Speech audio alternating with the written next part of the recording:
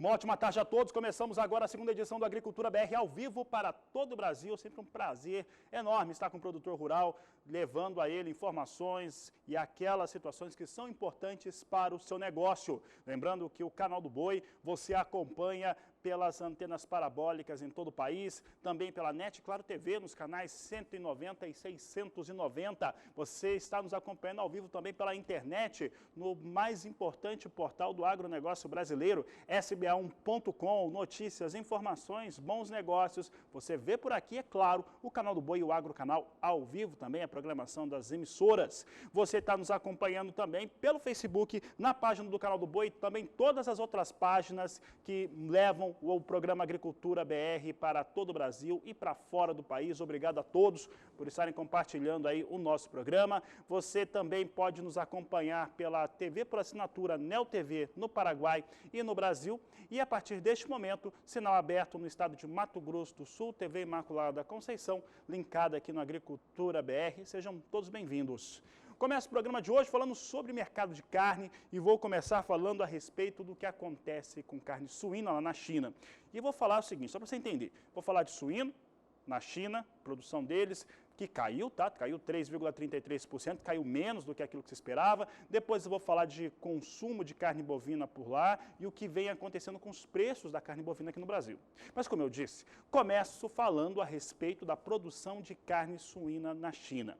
A expectativa de mercado, principalmente do Rabobank, que é o maior banco cooperativo agrícola do mundo e dos seus analistas, é que houvesse uma redução ainda maior. Essa redução para a produção de carne suína na China, ela estava estimada ali na casa de 6 até 7% no ano de 2020, quando a comparado ao ano de 2019, que teve um forte tombo de produção. A produção de carne suína por lá caiu, mas não caiu tanto quanto o Rabobank acreditava que cairia. Recuou 3,3% de acordo com os analistas do Rabobank e os números oficiais da China. Os números oficiais da China acreditam ou apontaram para 3,3% de redução. É o que você vê na tela comigo. Você tem aqui os dados referentes ao ano de 2020. Eu lembro que esses números daqui, eles mostram a produção do ano de 2020 com queda de 3,3% frente aos dados de produção de carne suína lá na China no ano de 2019. A queda para a carne bovina naquele ano foi a mais forte, foi bastante elevada e bastante elevado esse recuo. Cai de novo, cai pela metade daquilo que o banco acreditava, que o Rabobank estava acreditando em termos de queda. É importante lembrar que esses números são do Escritório Nacional de Estatísticas da China, portanto, são números oficiais, são números de governo de uma maneira geral, e independente do governo, você sabe muito bem, é bom sempre ficar de olho, sempre desconfiar um pouco. De qualquer maneira, tivemos aí a China mostrando uma queda de 3,3% e, no caso, é um cenário de melhor produção do que aquilo que se era esperado para o último ano.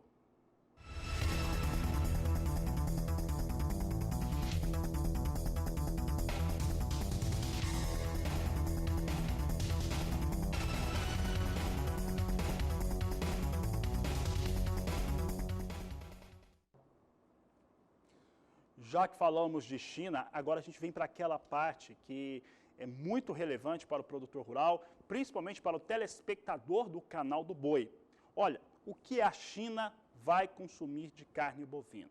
Um dado interessante é que nós estamos usando, a gente sempre traz esses números em relação ao que é divulgado pelo Departamento de Agricultura norte-americano. Na última semana tivemos dois importantes relatórios, o do departamento relacionado à oferta e demanda de grãos e o outro em relação às carnes, também em relação à oferta e demanda para a carne de suínos, de frango e bovinos, entre outras. Mas é um relatório específico e esse relatório ele vem no mês de janeiro, o que é um dado muito importante para as estimativas e também para a estratégia em relação a quem comercializa, quem vende, quem exporta e também para quem importa, para quem faz a compra dessa carne bovina, ou suína ou de frango.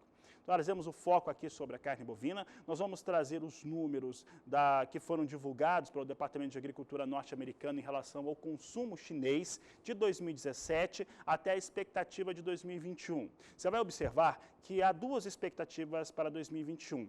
uma feita no mês de outubro e agora a outra divulgada no mês de janeiro de 2021. Você acompanha comigo como é que vem esse consumo de carne bovina lá na China, que tem se elevado ano a ano. Olha só, em 2017, os chineses consumiram 7.230.000 toneladas, de acordo com o Departamento de Agricultura norte-americano. Já em 2018, esse consumo subiu para 7.800.000 toneladas. 2019, 8.820.000 toneladas de carne bovina. 2020, 9.250.000 toneladas. Em outubro, foi estimado o consumo de carne bovina para a China em 9.730.000 toneladas. Agora, em janeiro, na última semana, nós tivemos a divulgação de um consumo interno de carne bovina na China de 9.460.000 toneladas, equivalente carcaça de carne bovina, é o que nós destacamos aqui. Então, são 9.460.000 toneladas a serem consumidas, toneladas equivalente a carcaça a serem consumidas lá na China. Ressalto que ali você não contempla a situação chamada Hong Kong, que é sempre um ponto ali, historicamente falando, sobre importações importantes para a China, e em relação também, acaba pesando um pouquinho em relação a consumo, mas de qualquer maneira você observa, ainda que agora em janeiro, a expectativa em relação a outubro para 2021 tenha reduzido um pouco, você vê a China aí consumindo, ou com uma expectativa de consumo de 9.500.000 toneladas de carne bovina, o que mostra um crescimento bastante forte em relação ao ano de 2017. Então você vai pegar em 4 anos um crescimento aí que salta praticamente 2 milhões de toneladas, equivalente carcaça de carne bovina, o que mostra ali uma produção ou uma exportação de quase um Brasil inteiro exportando no ano. Essa é a situação que nós vemos de crescimento entre 2017 e 2021, China comprando muita carne nos últimos anos, independente da peste suína africana que atingiu o rebanho chinês, mesmo assim muito elevado.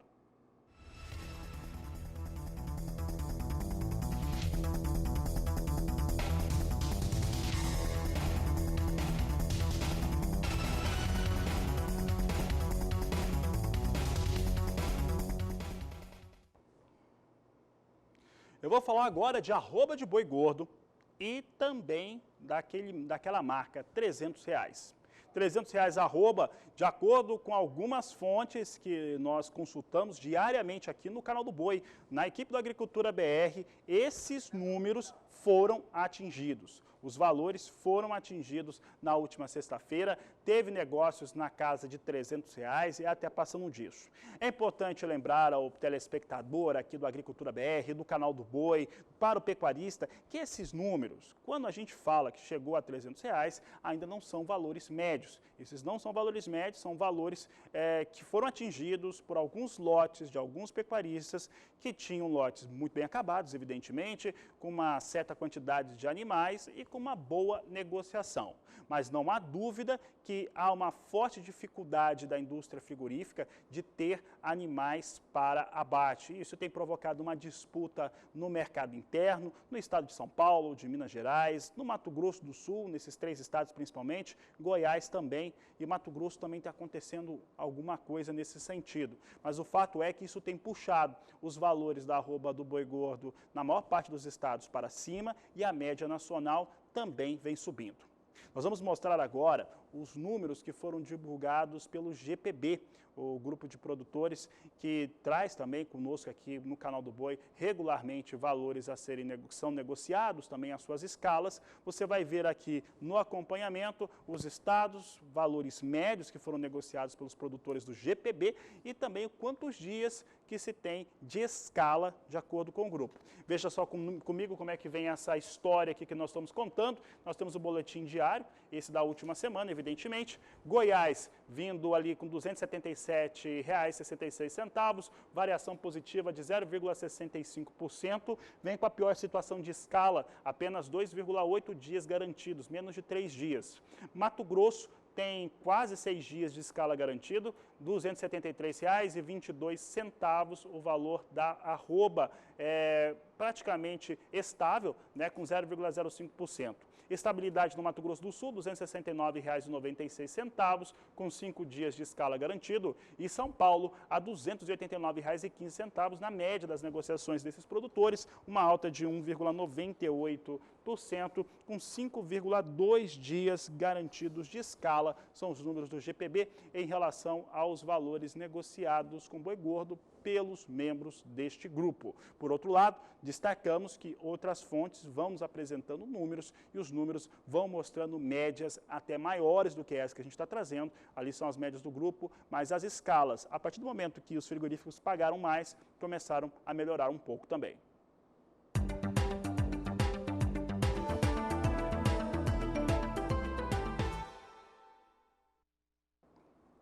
Vou trazer agora os números da AG Rural para o acompanhamento da colheita da soja, safra 2020 e 2021. Poucos avanços, de acordo com a consultoria. Até a última quinta-feira, apenas 0,4% das áreas cultivadas com soja no Brasil haviam sido colhidas. Você acompanha comigo agora esses números nacionais. Um dado importante da AG Rural é que o estado que lidera, considerando aí as suas áreas de cultivo, é Santa Catarina, seguido pelo estado do Mato Grosso. Vamos ver os números então, está com 0,4% em andamento. Você vê aqui uma queda, essa queda aqui de 1,4 pontos percentuais representa atraso frente à colheita da soja na mesma data no ano passado. Portanto, estava em 1,8% a colheita da oleaginosa.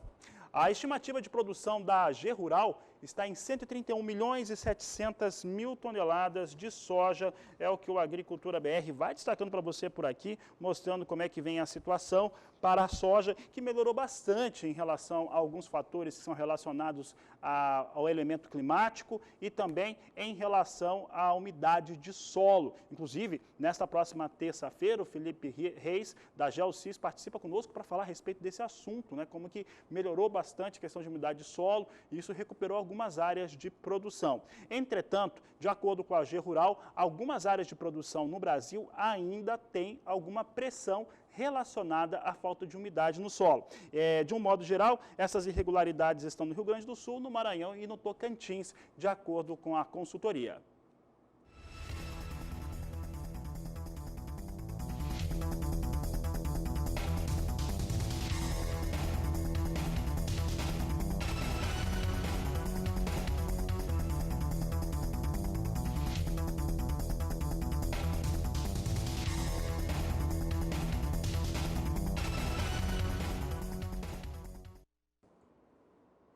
Olha, a estimativa para os primeiros 15 dias que nós tivemos, primeira quinzena do mês de janeiro de 2021, são de embarques de soja bem mais fracos do que em janeiro de 2020, uma queda aí de quase 40% comparado um período a outro. Uma situação extremamente natural. Ano passado, vamos colocar assim, de 2019 para 2020, os estoques brasileiros já viravam com muita dificuldade. Tinha pouquíssima soja estocada no país e tinha pouca colheita. Também teve atraso no cultivo da campanha 2019-2020. O mesmo acontece agora na 2021, com mais atraso ainda e praticamente zero de estoques de passagem. Por isso cai 40% e é o que nós vamos conferir agora na reportagem de Valdir Pacheco. Em janeiro do ano passado, o país exportou pouco menos de 1.700.000 toneladas de soja neste mesmo período. O atraso no plantio da safra 2020-21 por falta de chuvas reduziu o volume de grãos disponíveis para embarque neste mês, quando a colheita se inicia. Até semana passada, levantamento com base na programação de embarques indicava uma queda ainda maior nas exportações de soja, de 75%. Já para o milho, a Associação dos Exportadores de Cereais estima embarques de 2 milhões de toneladas em janeiro, contra quase 1.800.000 toneladas exportadas neste mês no ano passado.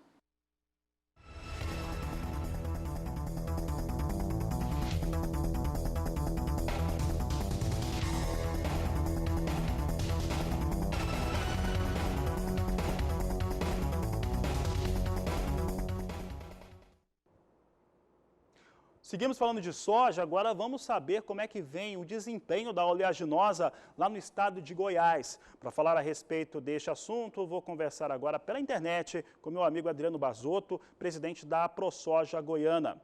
Adriano, prazer falar contigo aqui no Agricultura BR, no canal do Boi. Um feliz 2021 para você. E nós queremos saber como é que vem o desenvolvimento, como é que você tem acompanhado, a ProSoja tem acompanhado o desenvolvimento das áreas, das lavouras de soja aí no estado de Goiás. Boa tarde, seja bem-vindo. Obrigado, Fabiano. Obrigado, produtores do Brasil que estão nos ouvindo nesse momento. Fabiano, nós tivemos aí um atraso, nós já conversamos sobre isso em outra oportunidade, um atraso no início do plantio das lavouras de sequeiro no estado de Goiás. Porém, depois que o plantio foi efetuado ali no finalzinho do mês de outubro e o mês de novembro todo, que a gente usou para fazer o plantio aqui no estado, as lavouras vieram recebendo chuvas, alguns lugares um pouco mais, as chuvas um pouco mais restritas, outros um pouco melhor, mas de uma maneira geral, Fabiano, nós temos aí no estado de Goiás uma safra se desenvolvendo bem, muito bem, eu diria, inclusive, porque a gente tem outros anos aí como experiência, onde a soja sofreu um pouco mais no começo do ciclo e depois ela então acabou perdendo o potencial produtivo. Esse ano não, nós tivemos aí então uma dificuldade para implantar a cultura da soja, porém depois que ela foi implantada, as chuvas chegaram e a lavoura conseguiu se desenvolver muito bem. Estive andando nas lavouras daqui do sudoeste do estado nessa semana que passou e a gente percebe que as lavouras estão muito boas. Temos, então, um atraso na época da colheita. Então, plantamos um pouco mais tarde, vamos ter aí um atraso no período de colheita, o que vai deixar um período de plantio da safrinha de milho 2021 um pouco mais apertado. Aí o produtor precisa ficar muito atento no período de colheita agora. Barzotto, em relação à produtividade e a expectativa de produção aí para a soja de Goiás, o que vocês estão esperando? Nós temos aí uma expectativa muito boa. A Conab trabalha em torno de 12 milhões e meio de toneladas, mas nós da ProSoja ainda acreditamos que o potencial produtivo do estado seja um pouco maior, aí, em torno de 3 milhões e meio, talvez chegando a 14 milhões de toneladas nessa safra 2021 de soja. É um recorde, acho que nós temos aí toda a condição climática para que isso aconteça. É claro que lavoura de soja a gente só pode colocar o número depois de colhido, podemos ainda ter algum problema de veranico no finalzinho agora do mês de janeiro, tem histórico de acontecer, ou então no período da colheita, aí talvez o produtor sofra um pouco com chuvas na hora da colheita também, temos históricos desse problema em outros anos. Então, acredito que teremos boas produtividades nas lavouras, porém o produtor, como falei anteriormente, precisa ficar atento no momento em que ele puder fazer a sua dessecação, fazer ela de maneira escalonada para que ele não tenha problemas na hora da colheita por conta de máquinas, talvez ele não tenha um parque de máquinas muito grande, e aí o produtor precisa fazer a sua dessecação escalonada para poder fazer a colheita escalonada e plantar o milho ainda dentro da época ideal de plantio, que é dentro do mês de fevereiro. É claro que sabemos que num ano igual esse, onde a lavoura de soja vai se estender um pouco mais a maturação, teremos plantios fora da janela, que seria mês de março. Mas o produtor, tenho certeza que está fazendo o seu planejamento e organizando a parte de custos de produção dentro da sua realidade. Barzotto, em relação à comercialização dessa safra 2020-2021, nós tínhamos valores bons, interessantes para o produtor, eles anteciparam parte da comercialização, esses valores vêm melhorando, né, e as expectativas é de seguir em alta com menos soja disponível no mundo. Como é que vem esse cenário de comércio dessa campanha 2020-2021? Fabiano, essa safra 2020-2021 é uma safra completamente atípica.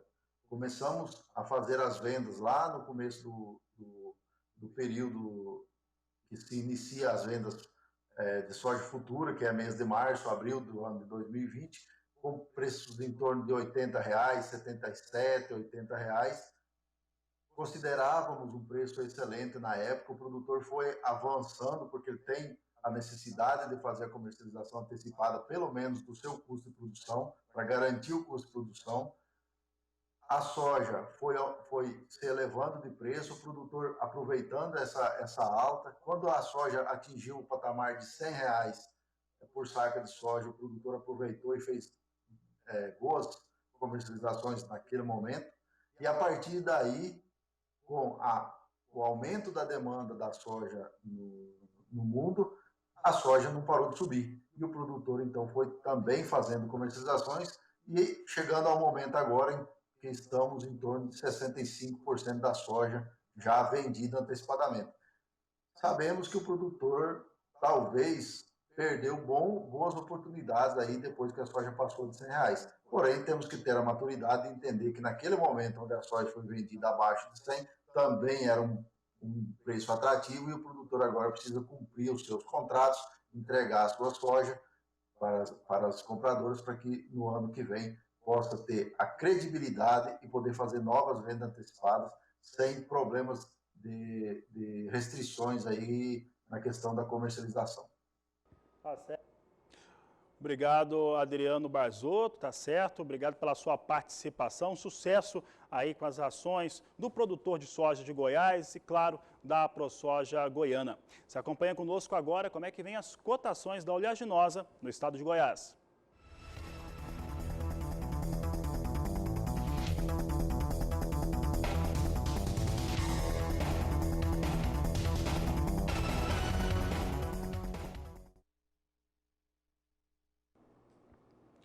Falamos agora a respeito de soja negociada nos Estados Unidos. Hoje, por lá, é feriado, dia de Martin Luther King, portanto, não há operação em bolsas, está tudo parado lá nos Estados Unidos e nós não temos aí as referências da Bolsa norte-americana, aliás, de bolsa nenhuma que é por lá.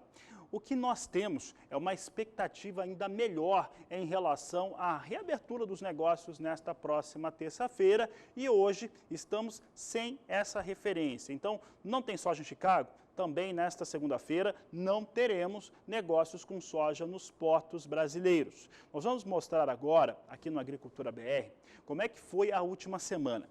A última semana ela foi muito importante, porque nós tivemos alguns fatores que equilibraram ou desequilibraram essa balança dos negócios por lá.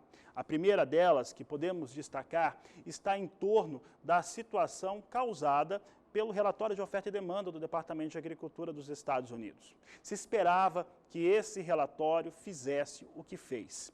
E desta vez, todos os analistas, os consultores norte-americanos e aqui no Brasil também acertaram muito bem essa previsão, que era de uma redução na estimativa de produção norte-americana, de um aumento em relação à sua expectativa de embarques, de exportação para os Estados Unidos, que subiu 1 milhão de toneladas para 60.690.000 toneladas, e com todo esse cenário que eu acabei de falar, uma redução expressiva nos estoques de passagem daquele país. E foi o que aconteceu. Tivemos uma disparada para a soja em Chicago, num dia só ganhou 50 pontos. Esses ganhos foram sendo mantidos, tivemos realização de mercado e tivemos também, no meio da última semana, dois cenários que estavam envolvendo política. Primeiro, com a relação de você ter o novo governo norte-americano e também um passo um pouco maior em relação à vacinação contra a Covid-19 no mundo,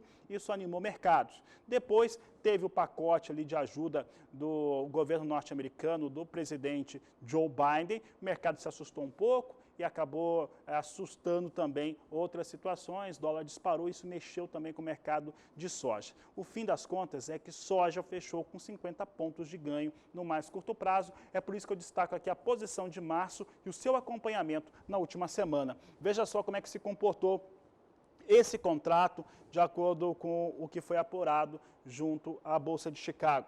Na última segunda-feira, dia 11, a soja era negociada a $13,72 o bushel. No dia 12, olha como sobe, ali você tem uma alta bastante expressiva, sobe para $14,18 o bushel. Vem a realização no dia 13, é normal, é natural que isso ocorra, o ganho ali no mais curto prazo, ele chega ali chega na casa de 50 pontos num dia só. Tem a realização no dia 13, na quarta-feira, recua para 14 dólares e 5 centes o bushel.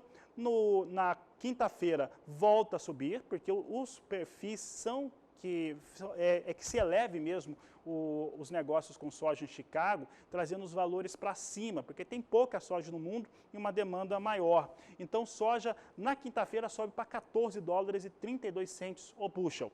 Fecha a semana a 14 dólares e 24 centes por bushel, fecha com uma alta expressiva os negócios com soja aqui na Bolsa de Chicago, mostrando o que vem acontecendo com as posições negociadas. Essa alta aí que eu estou estimando aqui, fechando a semana comparado dia 11, lá com o dia 15, você vê aí claramente uma alta acima de 50 pontos, que foi aquilo que nós dissemos. Hoje não tem mercado, hoje é feriado lá nos Estados Unidos e nós temos agora um mercado sem essa referência norte-americana, mas os fundamentos são os mesmos. Aqui no Brasil, nós tivemos, através do governo do estado de São Paulo, o início da vacinação contra o Covid-19 neste último domingo. E isso vinha mexendo com o mercado financeiro. Se mexe com o mercado financeiro, mexe com o dólar, e aí tem aquela arrumação toda em relação às principais commodities ou culturas que o Brasil trabalha e exporta. E é por isso que nós vamos falar agora com Walter Pulga Júnior, que nos traz as informações aqui no Agricultura BR. Pulga, tivemos impacto aí desse início de vacinação no Brasil. Boa tarde, seja bem-vindo.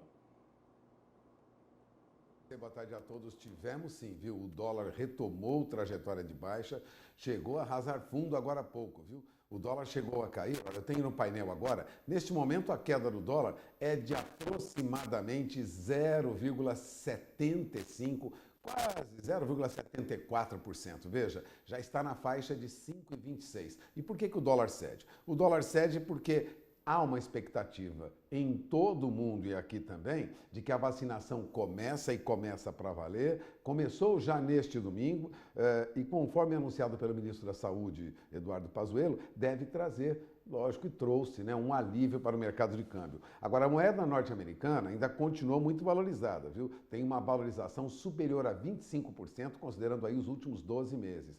Mas a expectativa é de que o dólar perca valor frente a outras moedas no mundo e com o início da vacinação no Brasil, tente aí, vamos dizer, o real tente uma recuperação frente ao dólar. Bom, a moeda nos Estados Unidos atingiu recentemente maior valor nominal, né? Chegou a R$ 5,97 mais 18. Isso ficou para trás e a expectativa agora é que nós tenhamos dólar em valor mais baixo frente ao real. Então, a vacinação, o anúncio do início da vacinação já trouxe aí um alento para o mercado de câmbio. Hoje, você bem lembrou, nós estamos sem referência no mercado americano, portanto, mercado lá não opera. Lógico, não significa que o resto do mundo parou. Aqui também não parou, portanto, nosso índice Bovespa acabou reagindo positivamente, mesmo sem referência no mercado acionário americano. Bom, mas aqui nós temos uma reação positiva. O anúncio do início da vacinação já trouxe o índice Bovespa em alta. Neste momento, a alta é de quase 1,80%, a alta é de 1,77%, retorna aí à faixa dos 12.480 pontos. Chegou a operar hoje, logo na abertura, por volta das 10 horas da manhã, ainda na faixa de 120 mil pontos, mas há uma recuperação e essa recuperação vem de principalmente alta nas ações de empresas que trabalham com voos, né, as companhias aéreas. Agora há pouco, a Azul tinha uma alta de quase 5%, os papéis da Gol também tinham alta de mais de 4,5%, estão entre as ações mais negociadas, e também ações da CVC, aquela companhia que trata de viagens, que tem ações negociadas na Bolsa, né? Também tem alta agora há pouco de mais de 4,5%. Isso contribui para uma alta no nosso índice Bovespa. Há uma expectativa de retomada dos voos de turismo, das viagens no Brasil com o início da vacinação. Ou seja, já há uma sinalização no mercado de que nós teremos aí uma recuperação da circulação, se não agora, de imediato, mas em poucos dias. Portanto, alguns meses no máximo, nós teremos aí uma retomada da atividade econômica. Tudo isso, independente de lá fora não termos Estados Unidos operando hoje, lá é feriado, e O que acontece na Europa? Bom, na Europa nós temos mercado procurando um caminho, o índice DAX da Bolsa de Frankfurt vinha em alta de 0,30%, mas no Reino Unido, com o avanço da Covid, dificuldades lá, restrições para a circulação, há um reflexo negativo na Bolsa, o índice FTSE 100 da Bolsa de Londres cai 0,31%, já na França o índice CAC 40 da Bolsa de Paris vem praticamente estável com alta de 0,03%. Agora é importante notar é que ações da Petrobras vinham em alta nesta manhã, apesar da queda nos preços do petróleo, viu? Petróleo recua neste momento para a faixa de 54,90, 54 dólares e 90 centos o barril. Vale lembrar que nós já tivemos aí o petróleo na semana passada acima de 56 dólares o barril, e petróleo é referência para o mercado de commodities, commodities metálicas e commodities agrícolas. Então temos aí uma pressão sobre as cotações do petróleo. Ainda há alguma dúvida sobre a retomada da atividade econômica em todo o mundo, mas de qualquer maneira uma reação positiva já ocorre em alguns países. Aqui, pelo menos, há uma expectativa positiva. Em outros países também há alguma reação positiva. A vacinação é importante para a recuperação da economia, é uma opinião quase que unânime, viu, Fabiano? O telespectador deve ficar atento aí na recuperação que vem agora com o início da vacinação. É com você.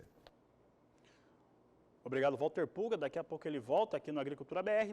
Por aqui eu trago em destaque o dólar. Vamos dar uma olhada como é que está o dólar, a variação. Pulga mostrou, a gente não tinha mostrado a tela. R$ 5,26 mais 8 para o dólar, vem com queda, como o Pulga acabou de falar, 0,68% de recuo para a moeda norte-americana. A seguir, no Agricultura BR, você vai ver quais são os estados que são os principais exportadores de carne bovina em 2020. Também vou falar do preço do milho, que segue em alta no Brasil, daqui a pouco, depois do intervalo comercial. E em 2020, o estado de São Paulo manteve a liderança nas exportações de carne bovina no Brasil, comparando aos outros estados. Embarcou 21,8% do produto brasileiro, seguido de perto, aliás, cada vez mais de perto, pelo estado do Mato Grosso. Vamos dar uma olhada agora nos 5 principais estados exportadores de carne bovina do Brasil em 2020. Você tem aqui São Paulo, na liderança, 439.880 toneladas, de acordo com a Abrafrigo, com dados da Secretaria de Comércio Exterior. Mato Grosso, na segunda posição, com 407.670 toneladas. Goiás, 282.610, Minas Gerais, 189.990 toneladas e Mato Grosso do Sul e Minas praticamente o mesmo valor, 189.900 toneladas no Mato Grosso do Sul. São os 5 principais estados exportadores de carne bovina no ano de 2020.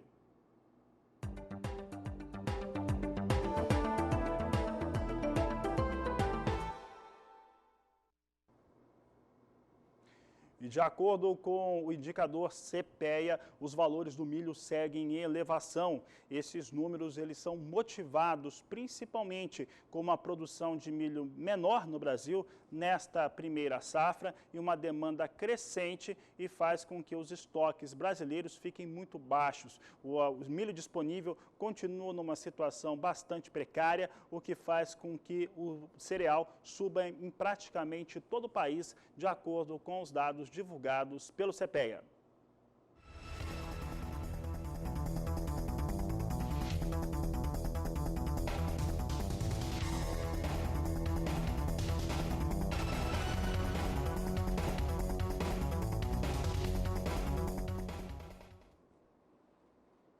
Daqui a pouco você vai saber um pouco sobre café de qualidade lá em Minas Gerais. É o que você confere daqui a pouco, falando um pouco de café aqui no Agricultura BR, que vai para o intervalo e volta já. O estado de Minas Gerais é o maior produtor de café arábica do mundo. Se fosse um país, lideraria sozinho. E por lá, você tem uma produção cada vez maior e mais expressiva em importância de cafés especiais. É o que você vai ver nesta reportagem do Minas Rural. A produção do café especial da Bruna é feita na comunidade Baú, em Fervedouro, região das Matas de Minas. Lá, o café é todo produzido de maneira artesanal, com a mão de obra familiar. Com a ajuda de sua mãe, seu pai e sua irmã mais nova, o café é catado, depois é feita a seleção dos grãos que devem ser uniformes e sem defeito, para posteriormente o café ser torrado, moído e embalado em sacolas. O IMATE ajudou aí nesse prêmio de inovação rural juvenil da América Latina e do Caribe, onde eu fiquei em segundo lugar na categoria geração de renda. Vou ter o certificado, né, da participação.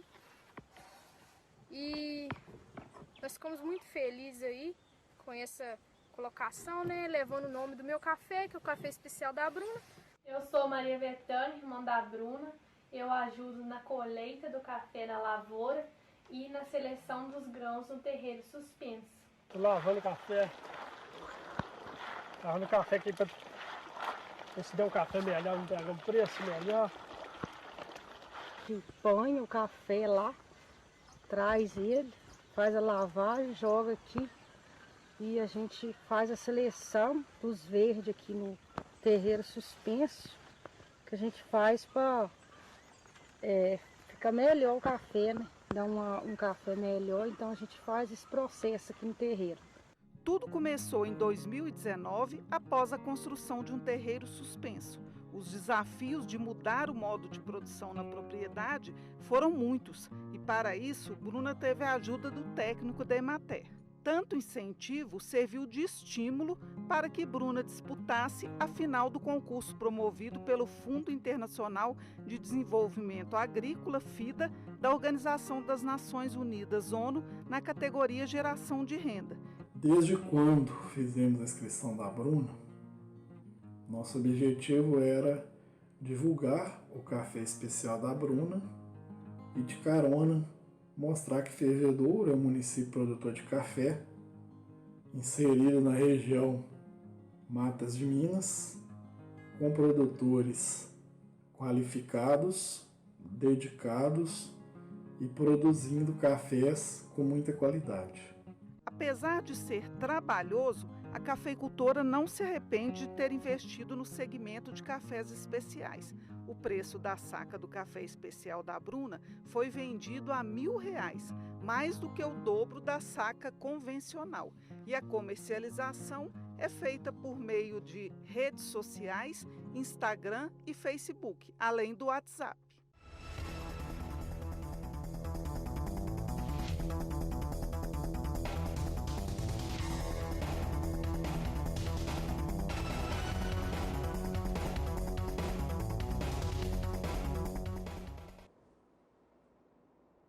Hoje não há mercado futuro para café arábica negociado na Bolsa de Nova York, na plataforma ICE Futures, por conta do feriado de Martin Luther King. Entretanto, temos aí o café robusta negociado na Bolsa de Londres, a referência para o Conilon aqui no Brasil. Você acompanha comigo os dados na tela. Temos aqui posição de março negociada com queda de 0,5% aqui nas posições de curto prazo para o robusta em Londres. Março a $1.346 a tonelada. Maio, $1.356 por tonelada, julho com negócios a $1.371 e setembro também perdendo o piso de $1.400, $1.390 a tonelada na posição de setembro. São os negócios deste momento com café robusta em Londres.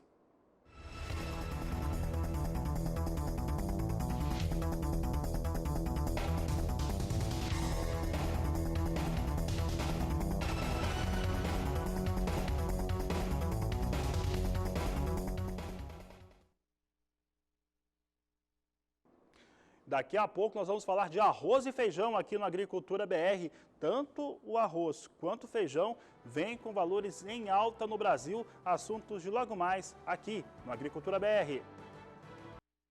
Começamos esse bloco falando sobre arroz aqui no Brasil. O arroz que foi bastante comentado no último ano. Houve uma elevação de consumo aqui no Brasil por conta do Covid-19, as pessoas consumindo mais o cereal dentro de casa. É importante lembrar que este cereal no Brasil, ele compõe de uma maneira determinante a cesta básica do brasileiro. Ele é mais barato comparado a outros alimentos e isso fez com que a elevação ocorresse. Tanto que houve bastante polêmica, preços altos, preocupações e até importação maior do que aquela que era estimada pela Conab durante o último ano. E agora o arroz volta a subir de preço. Quem fala sobre este assunto é Walter Pulga Júnior. Arroz mais caro, Pulga? Pois é, o arroz será mais caro do que a média de anos anteriores, Fabiano. Agora, aqueles picos de preço que nós tivemos em 2020, eles ficaram para trás. De qualquer maneira, vale lembrar que quando começamos em fevereiro do ano passado a colheita, a saca de arroz de 50 quilos estava na faixa de 40, né? Menos da metade do valor que nós temos agora, que é R$ 90 a saca, né? R$ 90,22 no último levantamento do CPEA feito no Rio Grande do Sul. Agora, o que acontece é que este será o primeiro ano que muitos produtores vão vender agora, já no início da colheita, começa em fevereiro, em um patamar de preço tão elevado. É o que lembrava Alexandre Velho, presidente da Federarroz, Federação das Associações dos Arrozeiros lá do Rio Grande do Sul. Em 2020, menos de 20% dos agricultores conseguiram aproveitar aquele boom de preços. Importante ressaltar. Agora, a alta das cotações do arroz em 2020, ela ocorreu não apenas no Brasil também, viu? O quadro atual reforça a expectativa de preços firmes, mas antes da pandemia, a tonelada FOB do arroz estava pouco acima de $400 lá na Tailândia, que é o maior produtor mundial. Agora, pouco depois, em abril, esse preço já subia de 400 para $559 a tonelada. E neste mês de janeiro, caiu um pouquinho, mas ainda está a $520 a tonelada. Bom, se as previsões se concretizarem, né, preço de arroz um pouco mais elevado, será o início da recuperação no campo. É o que diz o presidente, né, da Federarroz, o Alexandre Velho. Agora, ele disse que é necessário alguns anos para que os arrozeiros tenham, de fato, uma recuperação. Bom, alguns consultores ouvidos pelo jornal Valor Econômico, né, lembram que o preço no varejo deve variar entre R$ 13 e R$ 3,50 o quilo. Esse valor é inferior à alta de preços que nós tivemos em 2020, né? Os consumidores pagaram muito caro, houve muita reclamação, mas está bem acima daqueles R$ 2,60 por quilo do período pré-pandemia. Portanto, é um movimento positivo para quem trabalha com arroz no campo. Os preços não serão tão altos como nós vimos em 2020, mas ainda são preços bons. O último levantamento do CPEA no Rio Grande do Sul mostrava, em média, R$ 90,22 por saca de 50 quilos, ou seja, uma leve queda na sexta-feira, né, o último levantamento do CPEA, de 0,10%.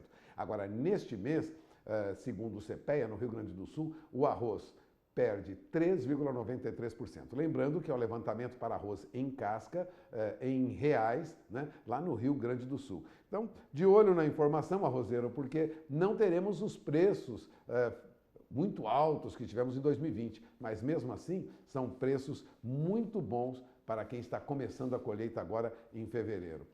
Fabiano, arroz é importante, os preços subiram, agora se ajustam um pouco mais baixo, mas ainda muito melhores para o produtor do que nós tivemos 2, 3 anos atrás. É com você. Obrigado, Walter Pulga. Uma boa tarde a você. Vamos dar uma olhada então nas cotações do arroz aqui no Agricultura BR.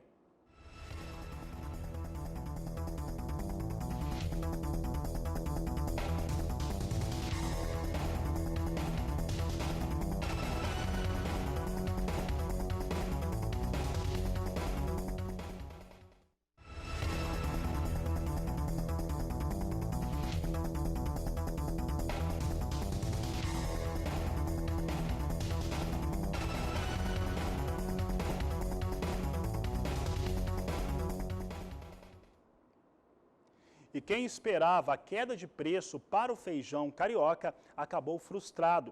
É o que nos mostra o CPEA, que tem mostrado uma elevação para esse feijão. Assim como o feijão preto, que continua com preços muito firmes e com raros negócios abaixo de R$ 300 por saca. Uma questão que envolve aí a colheita do feijão é que as chuvas têm atrapalhado esse processo. Está difícil colher com tanta chuva assim. Por outro lado, essas chuvas têm melhorado em muito a produtividade e, consequentemente, as expectativas de produção em estados como Goiás, Minas Gerais e Paraná.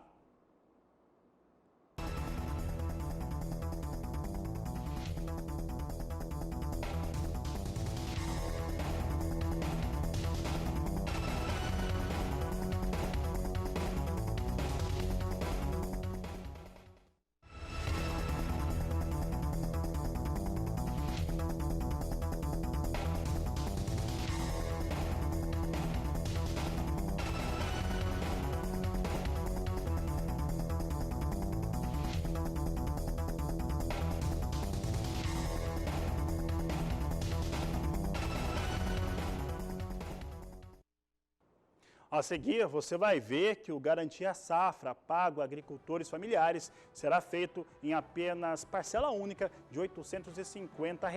Também tudo o que acontece com o trigo e o mercado do trigo no Brasil daqui a pouco, depois do intervalo. Cerca de 197 mil produtores rurais familiares vão receber em parcela única o Garantia Safra de R$ 850 referente à safra 2019-2020.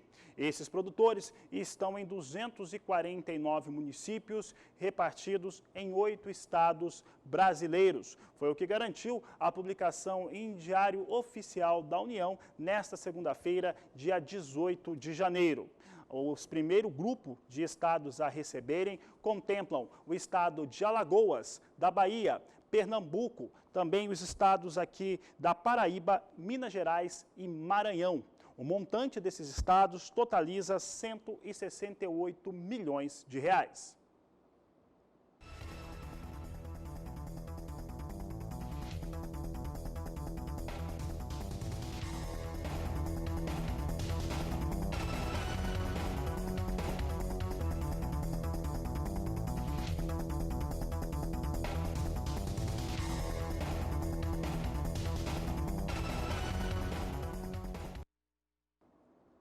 E o trigo é um produto essencial na cesta básica aqui no Brasil e o país nunca foi autossuficiente para garantir o consumo interno. Normalmente, importa em torno de 50% daquilo que consome em território nacional.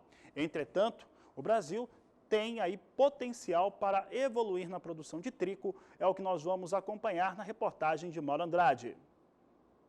Atualmente, a produção de trigo no Brasil se restringe por questões climáticas aos estados do sul, mas a pesquisa vem trabalhando no melhoramento de sementes adaptadas às regiões quentes, principalmente o Nordeste e o Cerrado brasileiro.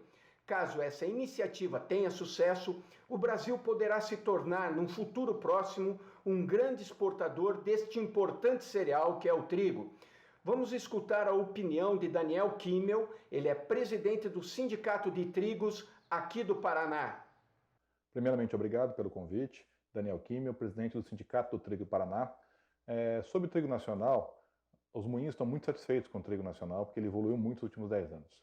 A pesquisa é grande responsável por isso, e o produtor rural comprou essa ideia, quer dizer, ele pôs no campo algo de muito boa qualidade e maneja com muito padrão, quer dizer, focado logicamente no resultado e na sua rentabilidade. Nós hoje produzimos em torno de 6,3 milhões de toneladas no Brasil e precisamos de 12. Consequentemente, a gente importa trigo de outros países, Argentina principalmente, Estados Unidos, tem um pouco da Rússia também, e consequentemente esse equilíbrio entre preços e qualidade faz com que a gente tenha uma paridade muito importante hoje acontecendo no mercado. Um trigo hoje no Paraná, para vocês terem uma ideia, então é em torno de R$ 1.400 a R$ 1.500. Isso, colocando a paridade para o Paranaguá, os trigos argentinos principalmente, ela está bem equilibrada. Então, hoje o dólar e preços internacionais regram o preço do trigo nacional. O Brasil vai evoluir muito nesses próximos anos. O Cerrado, principalmente, Minas Gerais, São Paulo, estão fazendo um investimento muito interessante e, consequentemente, essa evolução vai acontecer. Já há trigo no Nordeste e que evolua. Acredito que a gente tem um bom caminho pela frente para atingir a nossa autossuficiência. De Londrina, no Paraná, Mauro Andrade.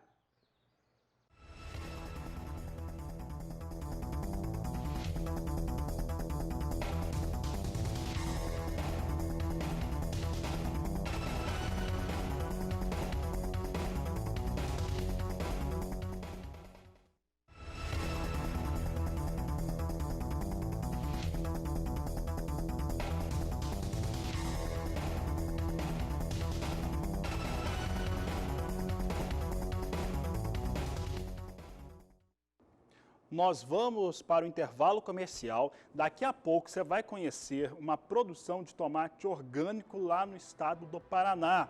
E claro, paga muito melhor aí por esse produto. Por falar em orgânico, antes de sair para o intervalo, antes de você acompanhar o intervalo comercial, você vai ter dicas importantes a respeito da utilização de um adubo orgânico. Eu vou agora, a gente volta em instantes.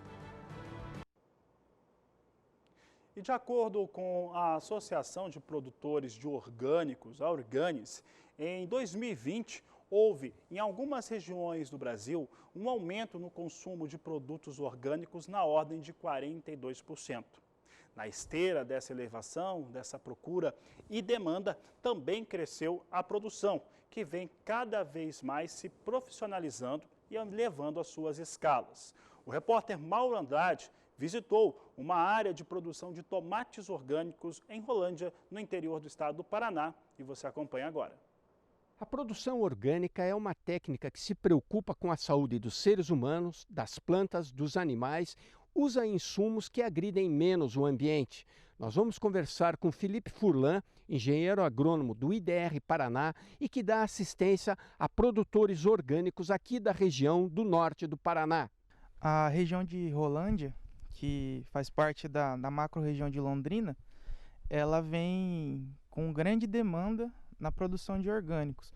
Nos últimos anos, a procura de produtores pelos técnicos para aderir a esse tipo de cultivo aumentou bastante.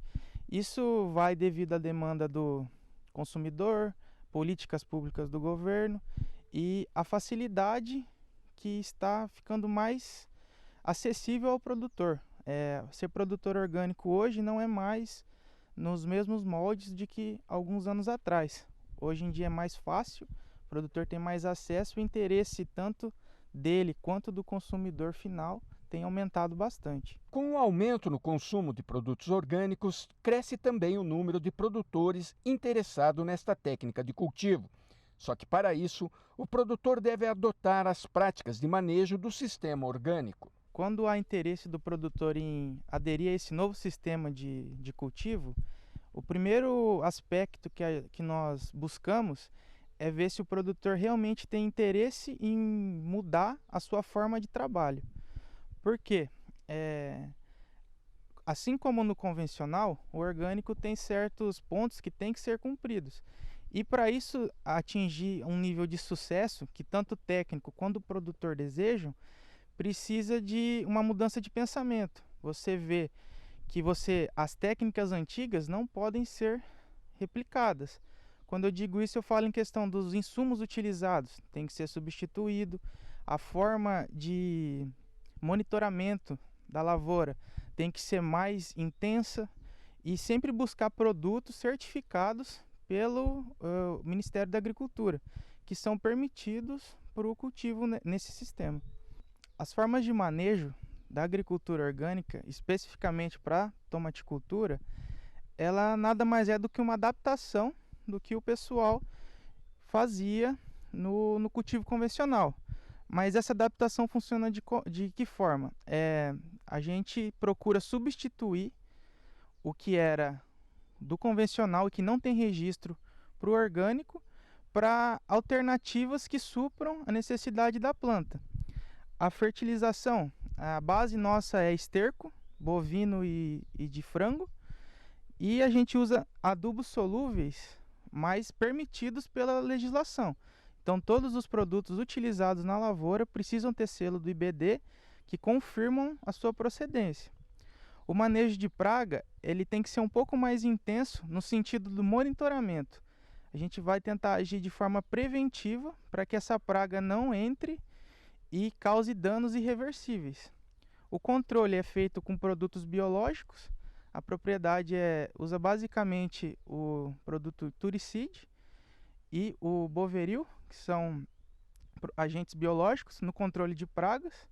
E para o controle de doenças, produtos à base de cloro, enxofre e cobre, que todos têm esse registro na certificadora. O senhor Antônio de Rolândia, no Paraná, sempre trabalhou com café, mas agora resolveu diversificar, implantando uma estufa para o cultivo de tomate orgânico. Aqui a nossa propriedade era café, né? A gente sempre mexeu com café, fui nascido e criado com café. E de repente eu tive uma visita do Felipe, né? E ele falou que queria versificar. Aí eu falei para ele que tinha vontade de mexer com tomate, mas eu não queria trabalhar com veneno, herbicida, fungicida, essas coisas. E aí ele falou que não, vamos pro orgânico. Eu falei, se tiver uma chance aí, eu quero participar disso aí. E aí eu já fiz um bate-papo lá com o gerente do Banco do Brasil, a gente já falou que soltava o financiamento e aí eu vim aqui construir essa estufa com a família, né? E nós estamos aí com tomate. Mas foi por causa de não mexer mais com veneno. Toda a mão de obra no sítio é familiar e o seu Antônio conta com a ajuda dos filhos, Mateus e Júlia, para tocar o trabalho na estufa de tomate orgânico. Esta diversificação permite que os filhos permaneçam trabalhando no setor rural. Aqui hoje na propriedade está bem interessante, está bem legal, por causa que aqui eu tenho uma liberdade maior do que quando eu trabalhava na empresa lá. Na empresa lá era bem mais fechado, aqui eu tenho uma liberdade durante o dia, às vezes eu posso ter meu horário um pouco mais flexível do que na empresa fechado, né? De Rolândia, no Paraná, Mauro Andrade. Tá aí a produção de orgânicos crescendo no Brasil. Olha, momentos finais dessa edição do Agricultura BR, você sabe, hoje é feriado nos Estados Unidos, uma data muito especial, dia de Martin Luther King.